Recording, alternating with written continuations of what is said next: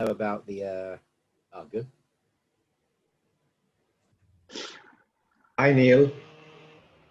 Good morning. Good to see you, Teo. Thank you. Right, if we're all sitting comfortably, then I'll begin.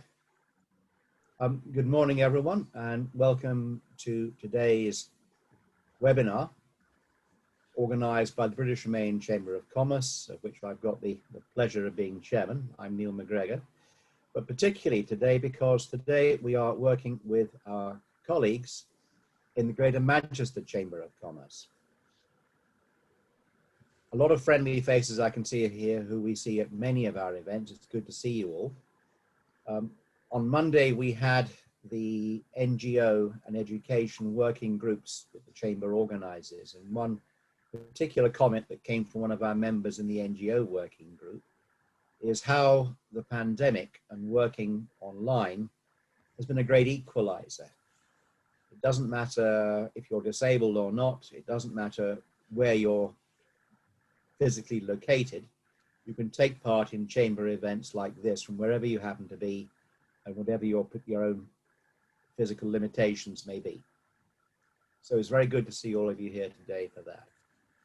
For those of you who haven't been here before, this event is being recorded and we are also live on Facebook. So can I say good morning to those of you who are watching us on Facebook? We generally find that we get a multiple of people watching us on Facebook than we have watching us on Zoom. Now, for questions, we have a chat box. And the chat box is at the bottom of your screen. And I'm going to put a word here now so you can see it. I'm also going to paste in a web link, if you haven't seen it, which is to the page on the Chamber's website, which tells you about all of our distinguished speakers who we have with us this morning. So please have a look at that. If you have questions, please put them in the chat box if you're on Zoom, and our speakers will see that and hopefully deal with that as to their presentations or at the end. If you're joining us on Facebook Live, please post your questions there and my colleagues in the chamber will monitor that and pass the message through to our speakers. Now, I'm sitting in Bucharest and one might say that the weather, this shows a twinning of Bucharest with Manchester because the weather today is rather like how it's supposed to be all the while in Manchester. But I know that's not the case. So Manchester, we've been very pleased to have events in before as a chamber because we are bilateral. We operate not only in Romania, but also in the UK. I was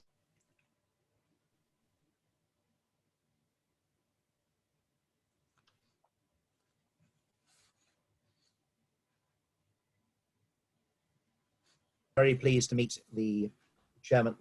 I know there are a great many Romanian people with very successful businesses and operations in Manchester and in the northwest of England.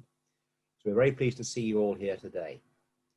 Now, despite the fact that there are many Romanians now living and working in the UK, some of you may not be that familiar with Romania. Now, I can tell you in my own case, I came here on holiday in 1995. I was then sent back here as the first resident expatriate by one of the City of London law firms on a 3-year posting. And 3 years passes slowly here as I'm still here. So what I can say as with the experience of a British person working in Romania, I've been very, very lucky. This is a great place to do business. You can find some excellent companies and excellent people to work with. And again, in my own case, I can say that my business as a law firm works not because of my particular abilities as an English lawyer, but because I have very good Romanian colleagues to work with, or in Bulgarian colleagues. So I'm sure you can find good partners to work with. If you don't know people, talk to us in the chamber. We can make introductions and help you on that.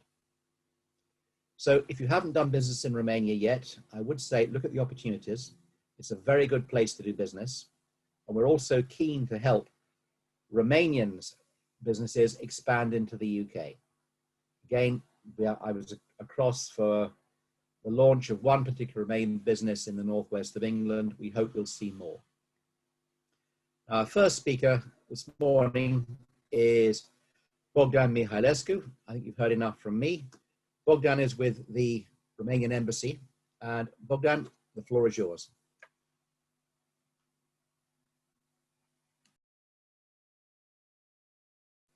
I think you're muted, Bogdan.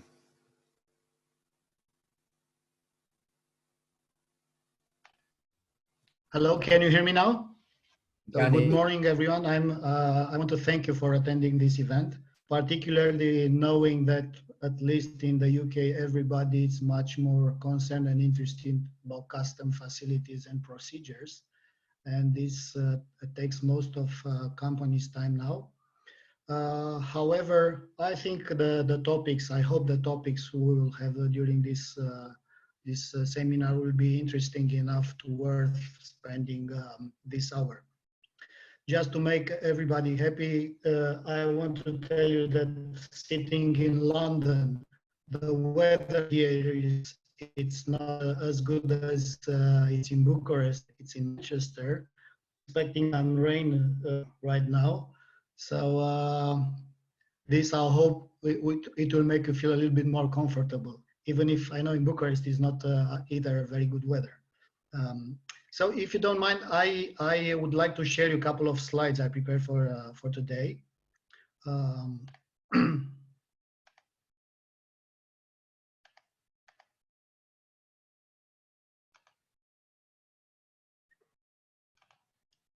Okay, so is this? Yes, we can hear. Yes, okay. So as Neil said, I'm working with the Romanian Embassy in London, being an employed of the Romanian government, and because the topic of today is doing business in Romania, I would like to give you a few perspectives on what Romania could offer next year, particularly after the Brexit, and why I think Romania is a strategic choice particularly for British companies, considering the new economic landscape. And I will have few thoughts about that. Actually, I'll present three perspectives or reasons why Romania it's excellently positioned for British companies to do business with. The first reason, it's obvious, it's Brexit, which brings on the table a discussion about offshoring, particularly for companies doing business with the European Union.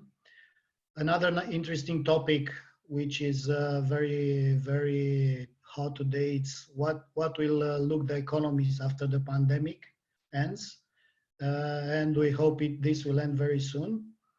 And the last topic I'd like to approach is about the large infrastructure projects which are prepared in Romania, which also represent good opportunities for all the companies interested in doing that, and also to British companies.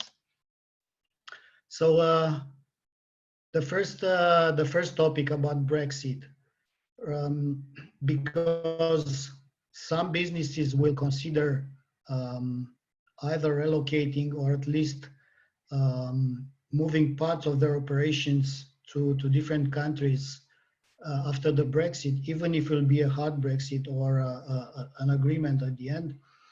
Romania, it's a good option to consider because, first of all, it's a large country, it's the second largest country in Central Eastern Europe. And it's very interesting geographically positioned because it's an intersection, a crossroad between European Union, CIS, and Middle East. So imagine considering the big number of trading companies in the UK being a big trading nation, Imagine the opportunity to have such for instance, an operational logistic hub placed in such a position where you can easily access different markets. The infrastructure is good. You have access to ports, to the Black Sea. You have access to the European Union by crossroad and highways, and also to CIS. Another reason for considering Romania is the skilled labor force.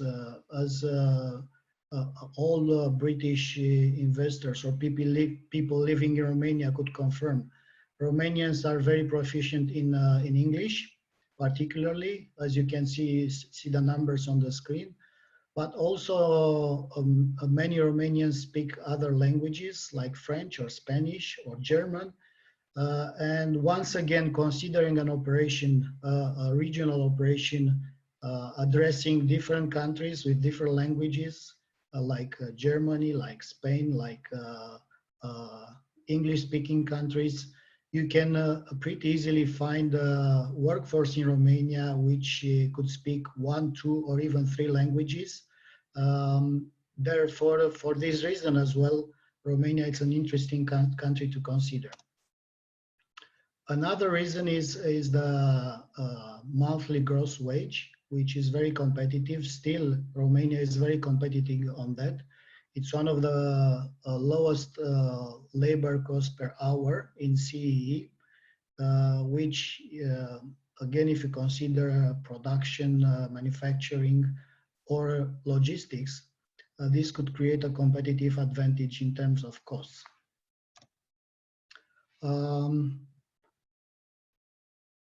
State aid, it's also an interesting topic. The Romanian government provides aids, grants for investors coming to Romania. The minimum investment is 1 million. It's a very low amount a company has to invest, this money could be spent on investments in technical installations, construction of buildings, buying of software or intellectual property. So it's a wide range of options for getting this state aid. This one, coupled with other incentives, like establishing or developing businesses in industrial parks or technological parks, this brings additional incentives like exemption on land, building, taxes for change land destination and so on, which are pretty high. So once a company decides to do a greenfield investment in Romania, definitely it has to look for this state aid, which will continue in the following years. The initial scheme was designed up to 2020, but this will be extended to following years. The Romanian tax system is public information. However, the tax system is pretty competitive with a 16% corporate tax and 5% dividend tax. I just want to highlight particularly the facilities the government provides to IT programmers and people employed in IT-related businesses, because it's 0% income tax for employees, which again creates a good advantage for employers once they can provide competitive salaries to employees. That's the reason why Romania grew a lot in IT field. So you can find tens and hundreds of IT companies, startups, even we have unicorns of decacorns like UiPath, which again, it's something very important to consider. Coming back to the foreign investment in Romania, again, I don't want to spend too much time on that. As to see the structure of the investment, most of the investments have been made in manufacturing, pretty much related to car industry, but also to construction and real estate or trade. Just to have an idea about the interest of investors by now. In terms of companies, if any new British company would like to enter the Romanian market, they have to be very confident and comfortable because it's a big number of companies with British capital already, more than 6,000, with more than a billion already invested in Romania, which brings the UK to on a 12th position in terms of ranking, considering the volume of investment. Now, going to the second reason why Romania is an interesting country to consider doing business with in the following years, is that Romania definitely could play a pretty important role in UK strategy to redesign the supply chain. I know as well the concerns of the UK government, considering the disruption happened particularly this year. And you'd be surprised to find that Romania could replace in areas supply coming from Asia or even South America. It is just a matter of better knowing what Romanian companies, what the Romanian industries could provide. We have a very, in my opinion, we have a very low trade volume, Romania with UK, which is a little bit more than 4 billion last year. This year dropped dramatically because of the crisis. Romania is has a positive balance in relation with the UK, almost €1 billion in Romania's favor. From this perspective, for us, it's a strategic country because it's the 9th largest destination for our exports. And once again, we have a positive balance with the UK. However, what I see here, it's huge potential for trade. And I advise any British company to explore what Romanian industries could provide. And we are happy to support here both BRCC, which is dealing with all the interested companies in both ways, Romanian companies, but I'm focusing more now on British companies. So you can consider manufacturing and engineer as an important, it's the top industry in Romania. Apparel and footwear, Romania, it's historically a huge provider of apparel and footwear for the British market. And there are tens and hundreds of plants, of factories, which are still very competitive in terms of costs for production. Furniture, again, it's a very high industry in Romania, known for the quality, handmade, wood furniture. Again, important exports on the UK market, but below the real potential. Food, agricultural products.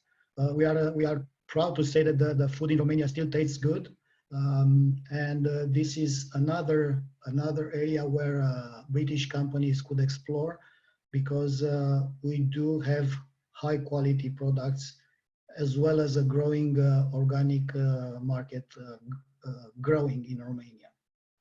Wine, I know every single British person living in Romania knows the Romanian wine.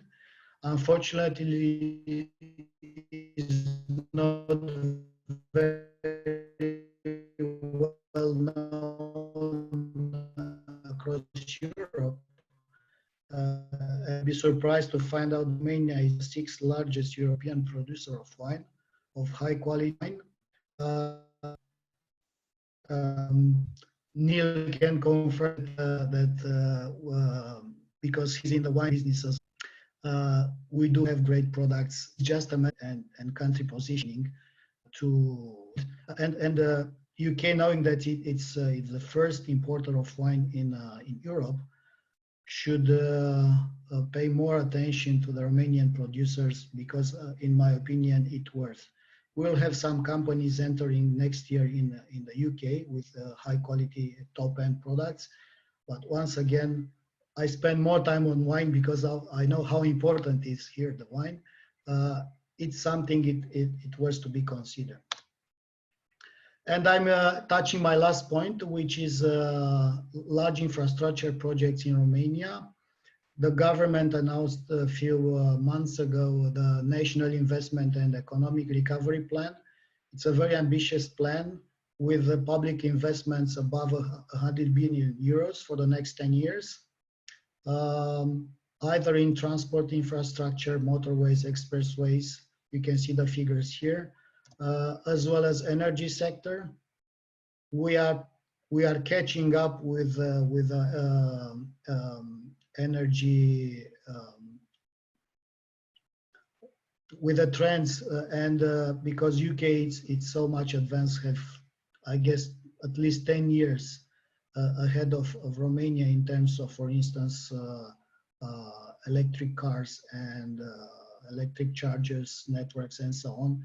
I think from this reason, not only the public investments but also private investments could be an interesting market in Romania, as we are just approaching for instance, the electric car. Now, I mean, the adoption of electric cars in Romania, it's very low at the moment, but it's growing because, as you know, the EU has a big push on green energy deal and so on. And this means we have to move in that direction as well.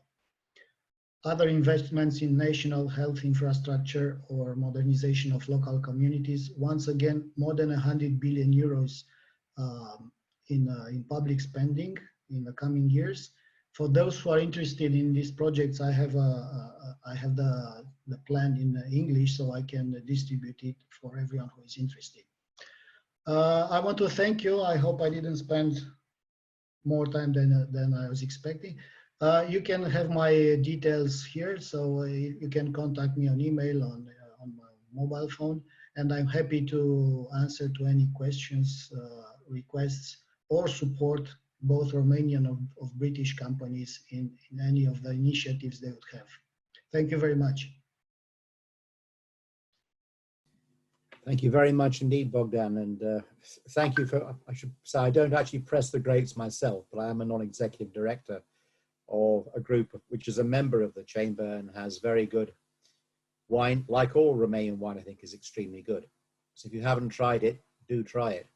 I should mention also another link that's occurred to me, as our Romanian winery, Cramiceptura, is in Prahova County, and today is the gala of the 30th anniversary of the Prahova Chamber of Commerce in Ploiești. For those of you who know Romanian, ploi is rain, and so you might translate Ploiești as the rainy place. So maybe there's another connection between Manchester and at least Ploiești.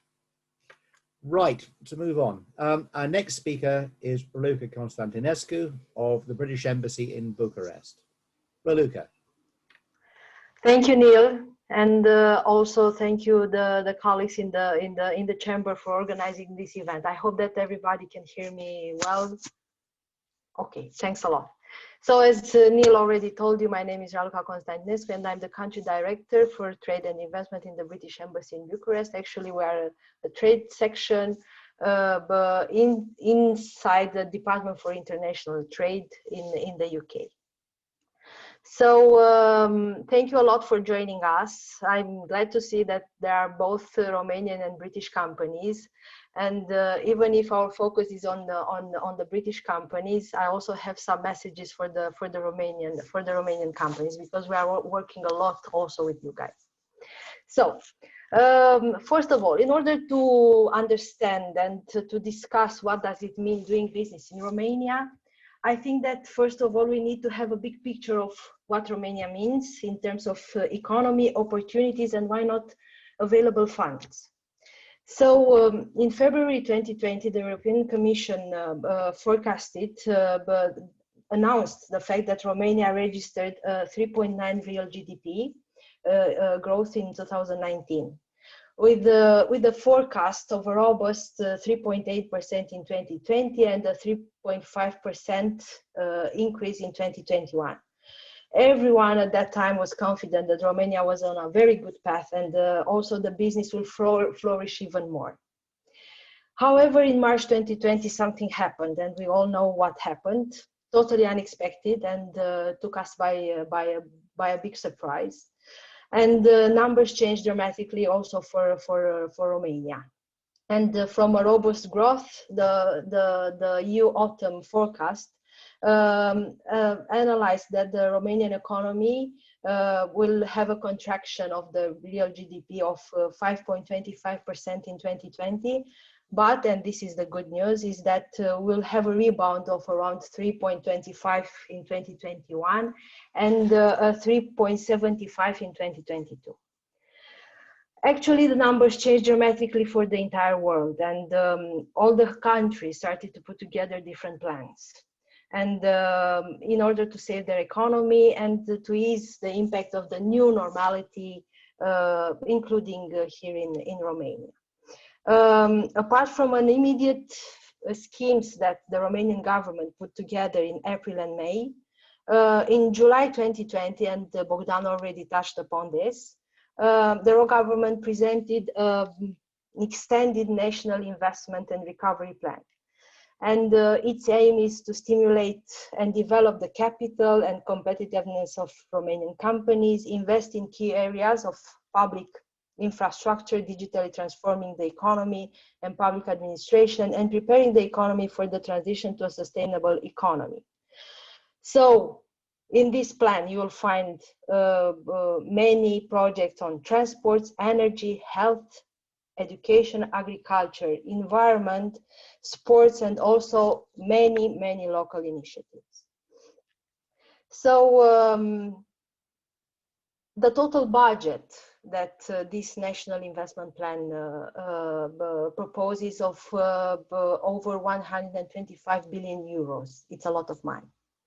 But also, one of the sources of this big investment plan is coming from the EU funds. Actually, in the new multi-annual financial framework, Romania will be awarded around 77 billion euros, money that Romania can spend on so many projects, and the projects that UK companies for sure that will have something to say. That's why I'm saying that there are a lot of opportunities for the British companies here in Romania, and not only on coming here and being involved in this project, but also cooperating and collaborating with the Romanian companies. I may say that Romania is a complex country to do business in, but also a very rewarding one. And we have so many good examples and so many successes of British companies coming here and having excellent business. And the last year's results on the bilateral economic relation backs this statement. Actually, according to the National Bank paper that was published 1 month ago, UK is the 7th largest investor here in Romania, covering many areas from IT and communications to steel and even recycling. So I think that this speaks for itself. And now speaking about the DAT team here in the British Embassy. So we are dealing with most of these sectors mentioned above: transport, energy, health, and so on, but also on automotive, financial services, defense and security, retail, and food and drink. I'm reading it because I'm always forgetting a sector when I'm mentioning them. So sorry for me to have to read this. So our footprint here in Romania is quite large, and we are dealing with all these sectors. Actually, the trade team covers the entire mix of a trade and investment bilateral relation, coming from the promotion of products and services, but also on investments both ways. So we are encouraging British companies to come to Romania, but also we are encouraging Romanian companies to come to go to UK and to benefit from the excellent schemes that UK have there. Actually, we have a person dealing with the Romanian companies, and we had so many successes on that. Actually, there are several ways of starting doing business in Romania, and even developing an existing business, and that's why we are here. So we can advise you on this, and we can support you to a certain extent, of course, in doing business here in Romania. Also, it needs to be mentioned the fact that the trade team here in the British Embassy in Bucharest is working in a region with other 9 countries. So consider Romania, for the British companies I'm speaking now, consider Romania as a platform to start business in the Europe Center. So there are other 9 countries that you can enter in. As I already mentioned, we are trying and we want to help where the British government can help the most and where it will have the most valuable impact. But anyhow, come to us and we will help you. And for the Romanian companies, if you are looking for a partner in UK, if you want to collaborate with someone, we are here and we can help you. And also, as I already told you, if you want to invest in the UK, we are here. Consider us as a one-stop shop for doing that. I have also a request from you all. So given the fact that 1st of January will come into our lives, and as UK left the EU, and there is definite change coming from the 1st of January, regardless of the negotiation outcomes,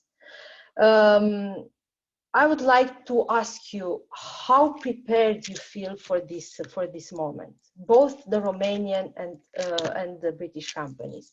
And it's more like a rhetorical question around this. I will put on the chat bar the email address from the British Embassy, and I will encourage you to send us your questions and your concerns in order for us to know how we can help you in that. The British government is very keen on this, and there are many ways to inform you and to prepare your company for that moment. There are web pages on gov.uk, both for the British companies and for the EU businesses. We are organizing many events. The last one was on Monday, on the Virtual Industry Day, preparing the Romanian companies, but also the companies in the region for that moment. And we will organize many more such events. And if you would like to be invited in those events, we'll be more than happy to send you an invite. So please send us your concerns and questions, and we will try to help you as much as we can in that.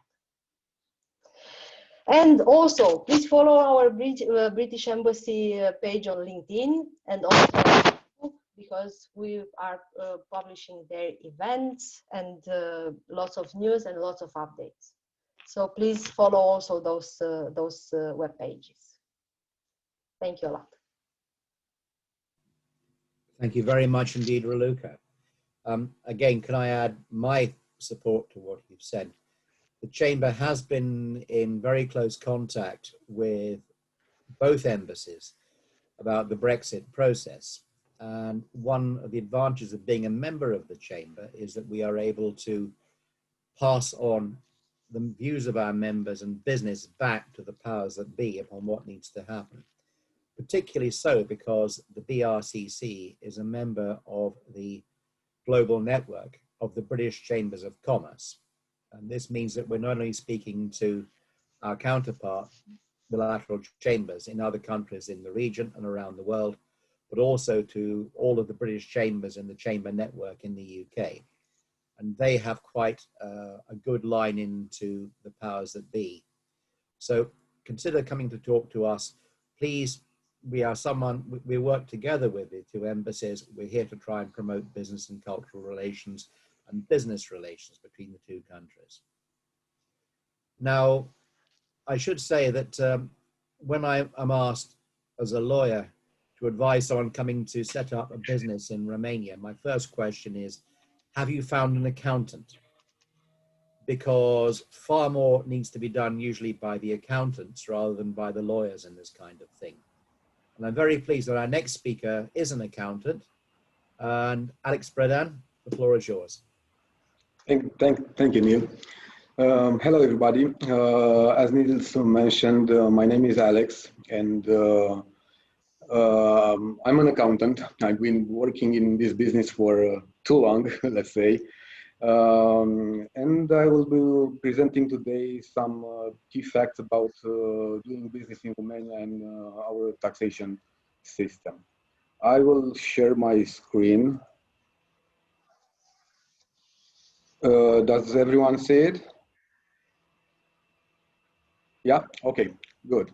So as I mentioned, I'm the country manager from KR Group, which is a regional accounting and tax advisory company.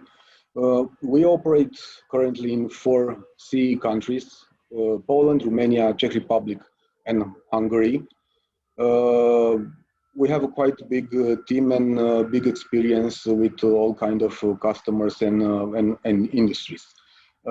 In case you would like to start to do a business in Romania, you need to know how you can do it, which company to set up that fills your needs. And the most common type of business in Romania is the limited liability company. And this is preferred by the most part of investors because it has numerous pros rather than cons. Other way of doing business is to open a joint stock company if you want, or a branch office. In case you don't need to have like a physical presence, you can use other 2 options, like being a foreign employer or a distance seller. Foreign employer means that depending on what you need for a Romanian citizen to do for your company established in the UK, you can register here just as a taxpayer for social contributions and pay the salary for the Romanian employee, and he works directly for the UK company. You don't need to pay corporate income tax or VAT in Romania, you just pay the taxes.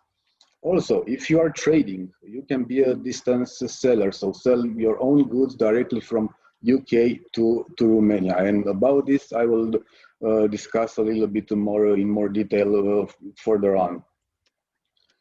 About the tax system, as Bogdan earlier mentioned, Romania is quite a favorable environment when you look at taxes. Me and my colleagues did a survey in 5 CE countries, which were Romania, Hungary, Czech Republic, Slovakia, and Poland. And the outcome was that Romania stands better than the other countries overall when you analyze all kind of taxes. For example, the standard corporate income tax in Romania is 16%, and the average in EU it's around 21%.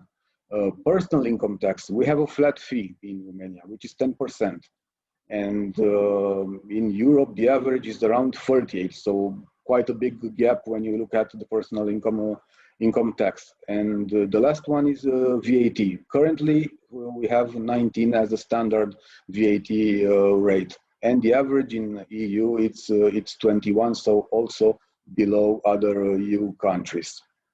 Now let's go a little bit more in detail, and let's discuss about case where what kind of taxes are paid by limited liability companies. Besides the corporate income tax, which is 16% as mentioned in Romania, small companies that have a turnover of less than 1 million euros, they can be, and actually they are obliged, most of them are obliged to be tax on revenues payers. which is quite good for some businesses, because you don't pay the CAT, you just pay 1% or 3% from your total revenues. And depending on your business case, it might worth to be micro enterprise, paying tax on revenue, then paying CAT. Also, even if your company will have revenues of less than 1 million, in case you have a share capital of more than 45,000 RON, which is around, let's say, 8,000 pounds, and you will have at least 2 employees in Romania, you can opt to be a corporate income tax payer. So as mentioned, you have these 2 options as a company. More details about corporate income tax. This is paid quarterly, so the tax accountant needs to calculate the corporate income tax on quarterly basis, and you pay it on quarterly basis. Also, you can opt to be an annual CAT payer, which is not, let's say, exactly an annual CAT payer, because you actually pay on quarterly basis, but you don't pay the real tax. You paid one tax which is calculated according with the index for consumer price. So also this depends on your cash flow needs, how you want to opt, how you want to do the business in Romania. The value added tax. What is important to mention is that not all companies are obliged to be registered for VAT. So if you have low turnover of less than 300,000 RON, you can be exempt from VAT registration in case you don't do intra-community purchase of goods. After you exceed the threshold of 300,000 RON, then you become a VAT payer, and you have 2 options to register. In case your turnover is less than 100,000 euros, then you will be a quarterly VAT payer. But if it's above 100,000 euros, then you will pay on monthly basis until 25th of the following month. Pretty much the statements that needs to be filed by the tax accountant in Romania are the standard ones, which means the VAT return, the VS statement, which includes the intra-community deliveries and acquisitions of goods and services, and we have a more detailed VAT return named informative statement, which has all the data about supplies and deliveries made in the VAT period.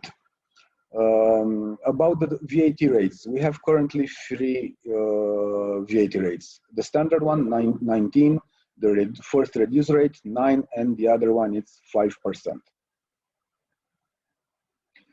Coming back with what I mentioned earlier about distance sellers. So as mentioned, if you are trading and you are selling on e-commerce marketplaces or your own websites, you don't need to register in Romania as a VAT payer as long as the sales that you are making with Romanian customers do not exceed 118,000 RON, which is around 21,500 pounds.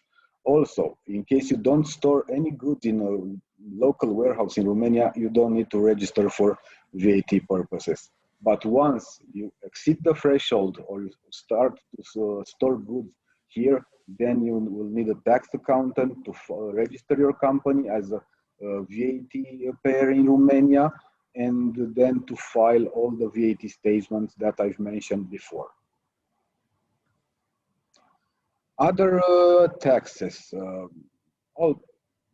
We have the dividends tax, obviously, which currently in Romania it's 5%, but the company who holds the Romanian subsidiary can be exempt in case it fulfills several conditions, which you can see in my slide. Also, the other type of revenues, so incomes coming from interest, royalties, have a standard rate of 16%, but if we apply the double taxation avoidance treaties, it can be reduced or eliminated in some cases depending where the country is, where the company is established. If you will create a company in Romania or you will be a foreign employer, you will have employees most likely. Hence, you will need to pay for them taxes. And the 4 taxes that are paid in Romania are income tax, health insurance, pension insurance, and contribution for labor assurance. All taxes are calculated based on the gross income. The company is the one that withholds all the taxes and pays to the government. So the employee doesn't need to do anything. The employee just receives the net salary at the end of the month or at the date established by the employer to receive the salary. In case you would like to purchase a building in Romania, you need to know which are the taxes. And depending on the way of use of a building, we have 3 types of taxes, which are seen in my slide. For residential buildings, the tax is between 0.08 and 0.02%. For non-residential buildings, it's 0.2 up to 1.3. And what is important to mention, as a company, you are obliged to evaluate your buildings once at 3 years, or else the tax that you need to pay on properties increases more than 3 times in some cases. So once you start to do business in Romania and once you purchase a property, be aware of that, because you don't need to pay money for a simple mistake. These were the key facts about the Romanian tax systems. Obviously, depending on the industry that you are operating, some things might be different, or you might need some details. In case you need any details, you can also contact me or my colleagues in the region, and we will be more than happy to provide you all the details that you need. So this was for today. Please feel free to reach me whenever you want. Thank you very much indeed, Alex. I would say, as with many things, it's important to get it right at the beginning. So I would encourage you, if you're coming to do business in Romania, talk to an accountant at the beginning. You've got the details for Alex and his firm there. It's important to get this right at the start. Can I ask our speakers, there are lots of questions coming up in the chat box, so please keep an eye on those. We now have more than 100 people watching us on Facebook Live, so welcome to all of you on Facebook Live. Now, Raluca has posted in the chat box the email address for answers to her question about preparedness for the 1st of January. Please look at that. Please give her some feedback on that, because that is important. If you're watching us on Facebook Live, you probably can't see that. So can my colleagues in the chamber please put a post up on the chamber's page for this event on Facebook Live, repeating that message from Raluca.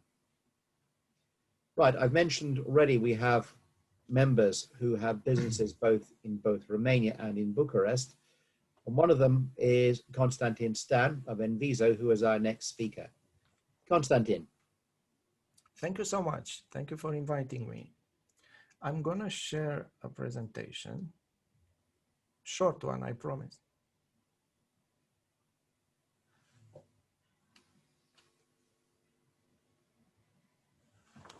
Okay. So my name is Constantin Stan from Enviso. We have businesses in Romania, and we recently opened a subsidiary in Cambridge in UK. Over more than 15 years, we have prepared process improvement specialists around the world, as you can see, in more than 30 countries, coming from different fields, from consulting to healthcare, from pharma to automotive, from financial services to, I don't know, legal services. So what we saw is that the fact that it's very important to have good processes, performant processes, in order to be a winner in your field, and the fact that all these methodologies that I'm going to show you can be applicable in any field.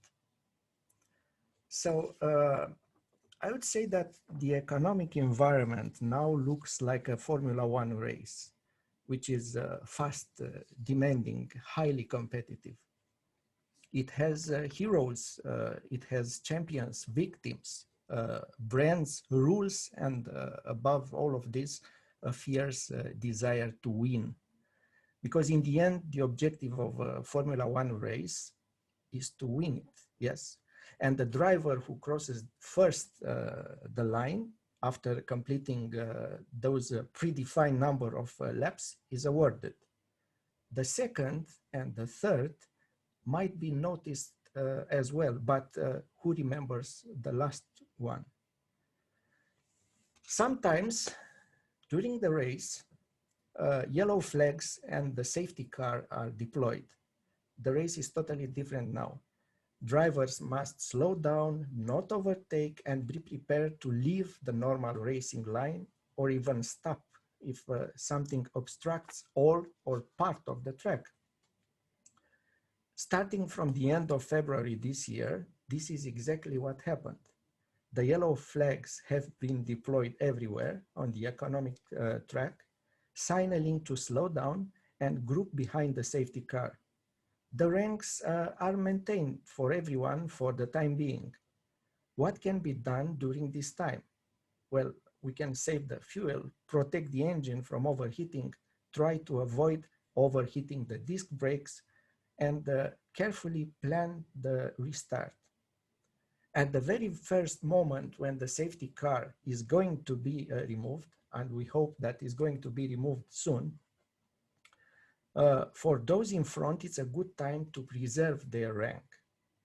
So I wouldn't deny the opportunity to have a great restart from the back of the grid, especially because the distances between the cars are now diminished. But let's be honest, the start wouldn't be equal for all. There is no qualification session, there is no time for that. The longer the safety car stays on track, the less spectacular race will follow. From this point of view, I strongly believe that Romania will have at least much faster restart than many other competitors. But let's talk about pilots, because you are these pilots. The worst would be during this race to receive from your crew conflicting news, fake data, confusion, inconsistencies, working in silence mentality, blame or avoidance, them and us, this type of attitude. What would be your reaction if something like this is happening? You are going to have increasing levels of stress, low levels of engagement, poor productivity or performance. It's true, a race always brings the unpredictable.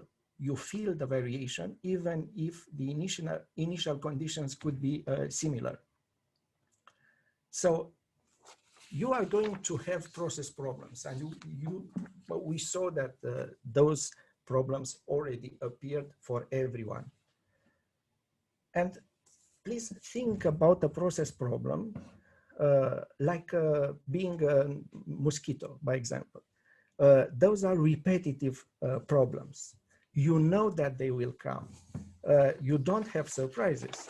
You know that, by example, that the deliveries are going to be late again.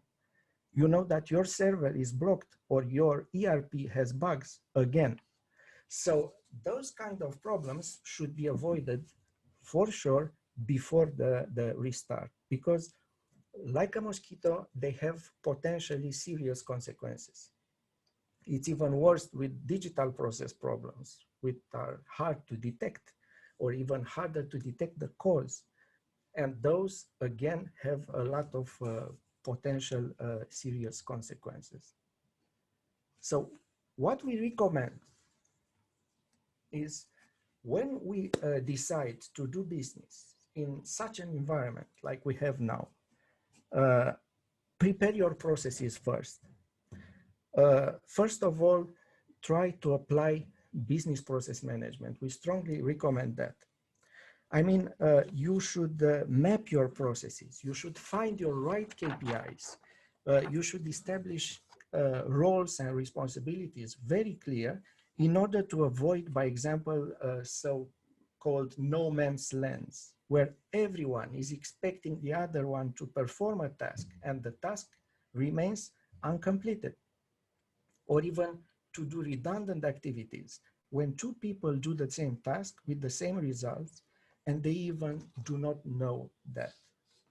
And once you apply this business process management, then you should start to think about the problems and think about how to eliminate these problems.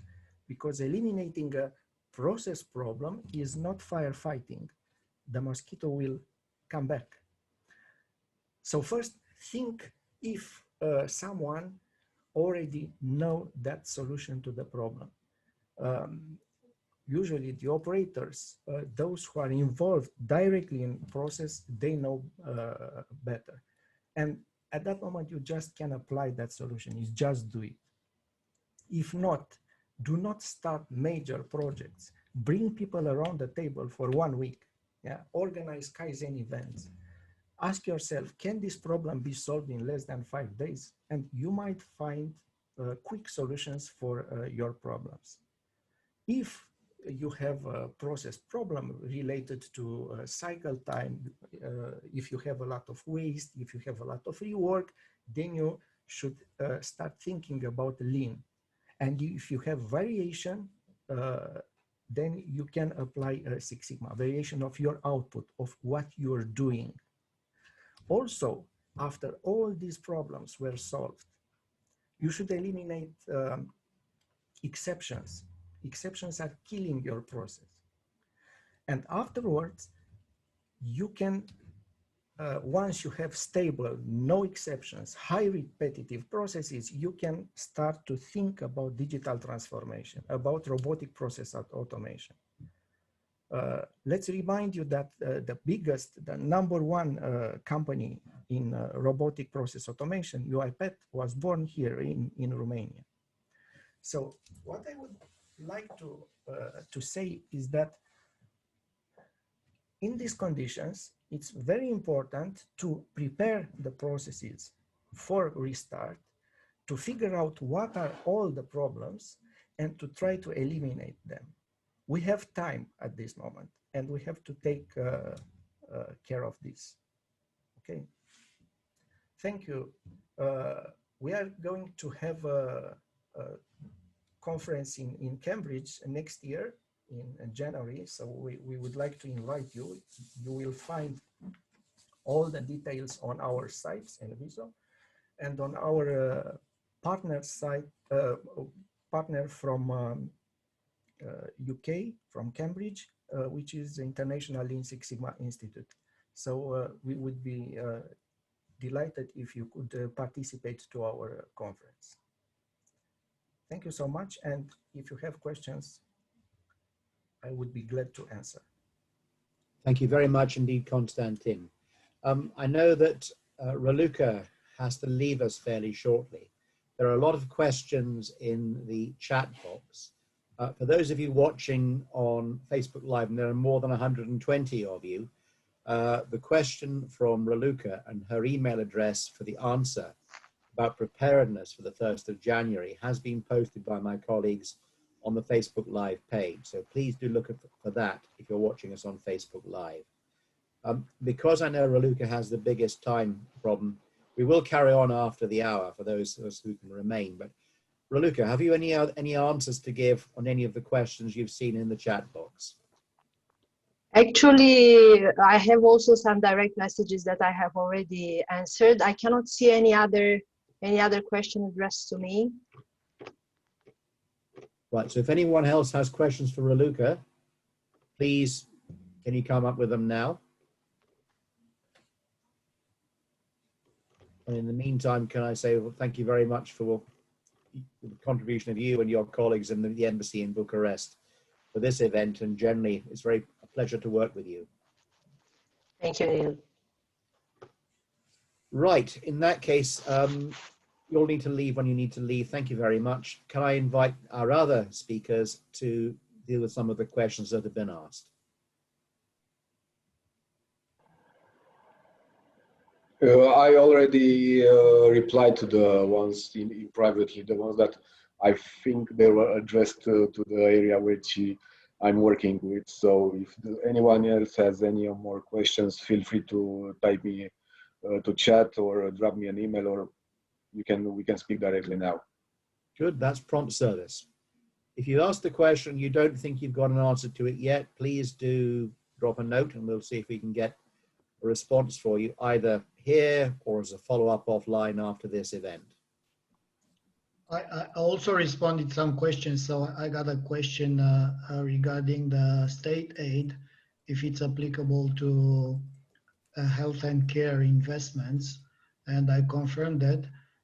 Just wanted to mention that it's the state aid. It's applicable to most of the economic activities.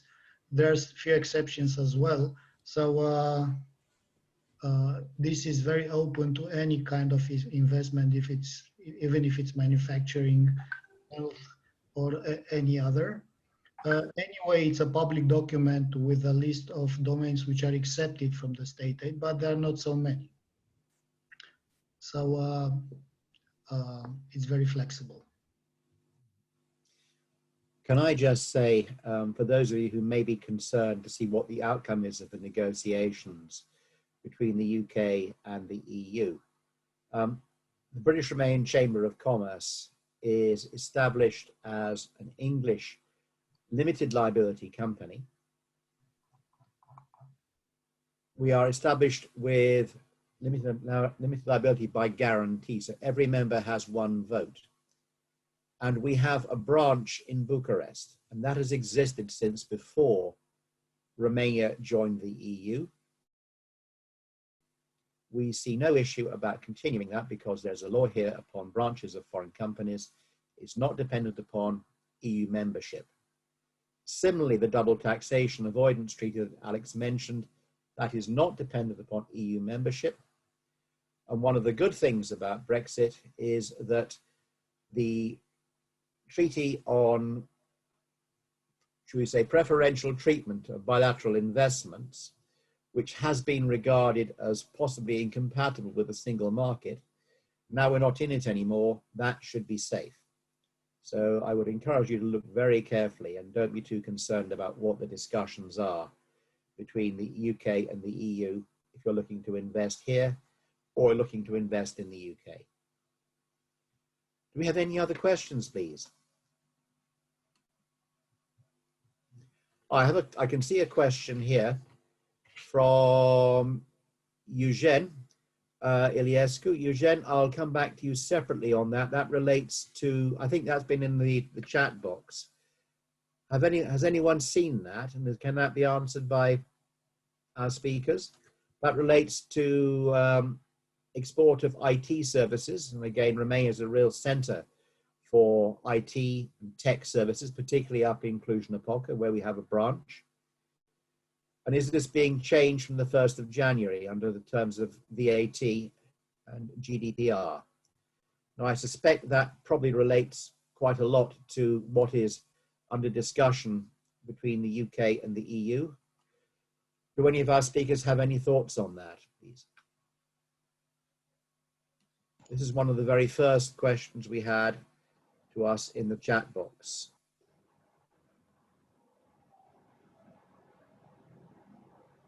I think on GDPR, I believe on data, I believe one of the issues that was discussed was whether or not the EU would regard the UK system of data protection as adequate. And I believe that's not an issue. From what I understand, the two issues that are still under discussion are fishing, which is not perhaps the biggest concern in Romania, fishing in UK waters, and state aid and competition. So as far as I'm aware, I don't think those are issues, but if you haven't got an answer properly on that, Eugene, I'm sure we can get someone to come back to you on that. I should say we have a lot of people here for the first time. If you're not a member of the Chamber, we'd like to have you as a member of the Chamber. It's a members organization, as I've said. It's an excellent way to not only talk to government, we have the two embassies here, but also to talk to other people doing business who have the same kind of issues that you have, who can quite probably be business partners for you. So online we have our colleagues Anastase and Maria Chinaru, our membership manager. Please consider, it's not expensive to be a member. The more you put in, the more you get out.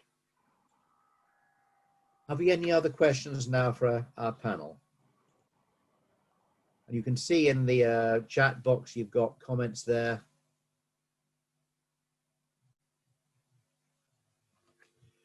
Good.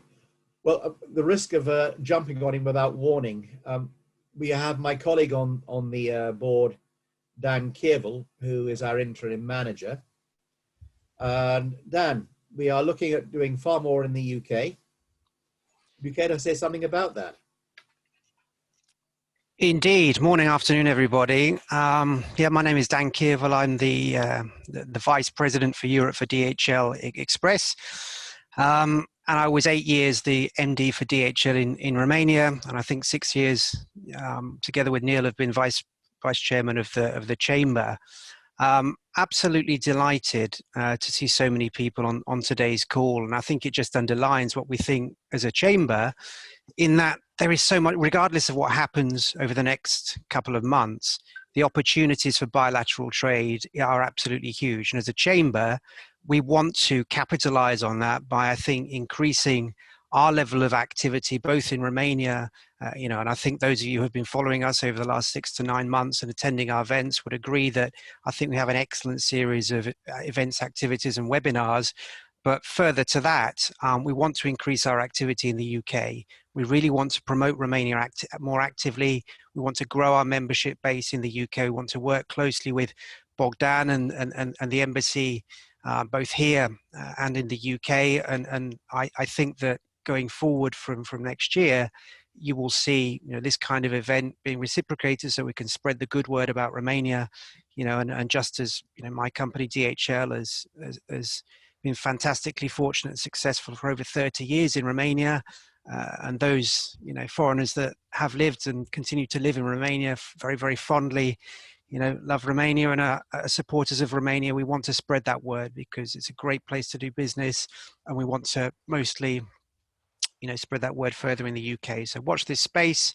The Chamber will continue to go from strength to strength, I think, despite whatever happens. And, thank you for joining us. And I thought today was a really, really interesting event. So thank you to all the speakers as well. Thank you, Dan. There are a couple more questions in the chat box. I think one is for, probably for you, Bogdan, as it relates to cultural events for Romania in the UK. And there's also mention about the 77 million. Can you see those? Yes, I can see. So regarding the funding, it is not depending on that, what you mentioned regarding Poland and Hungary. Okay, there are still negotiations in terms of the amount of money we'll receive from the EU, but this is just a detail. So if it will be more or less, it's the infrastructure projects. If that was the question, the infrastructure projects will run in any case.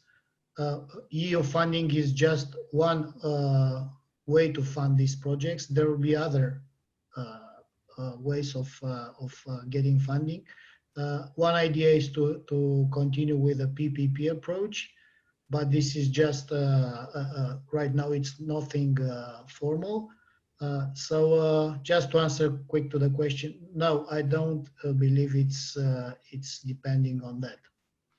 And regarding the cultural events, I cannot instantly give some examples, but I know there were some initiatives which were rewarded, which involved also the royal family, Prince Charles, which I don't know how many of the persons who doesn't know Romania actually know. that Prince Charles is very connected to Romania and he's very much involved in cultural projects, restoration and heritage and so on. So I might have a look and find some examples if you're interested with such projects, cultural projects mainly. Thank you. I think you did absolutely right to mention the Prince of Wales and his support for Romania. And I know that there should shortly be something announced about his support for a particular cultural project in Romania, which I have some involvement with. So watch this space for that, which we will announce through the chamber. Are there any other questions for today, please?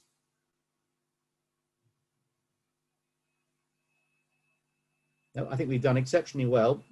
We've had a very good attendance on Facebook Live and with you on Zoom. Thank you for all your questions and participation. This will not be the last event we're doing. Anna, what are our next events, please? Thank you, Neil. Thank you again to our speakers for the very informative presentations and for keeping us updated. Of course, we are staying active in the online because, of course, we have to put on hold our face-to-face events until we consider it is safe enough to meet in person. And talking of online events, we're going to have another webinar next week together with the German Chamber of Commerce in Romania on workforce transformation in the new era. And in 2 weeks' time, we're going to have a webinar on education, a webinar dedicated to Romanian students studying in the UK who want to find some opportunities to return home. And we'll have some experts and recruiters talking on the job market opportunities in Romania. Of course, feel free to check our website page. I will also paste it in here in the chat box.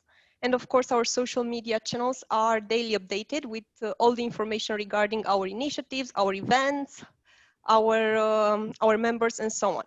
Of course, if you have any questions or you want additional help, you can send me an email or contact me anytime. Thank you again, everyone. Please stay safe and have a great week. Thank you so much. Can I just finish by saying, again, we are well aware of Manchester. One of our interns at the moment is a Romanian student who just finished his studies in Manchester. So we're very well informed of what's going on by him. Can I thank, in particular, our colleagues in the Greater Manchester Chamber of Commerce for their support in organising this event. Can I thank our 4 speakers again? And can I thank also in particular Anna, Madalina, and Stefan, colleagues in the Chamber who've organised today's event. Thank you all very much.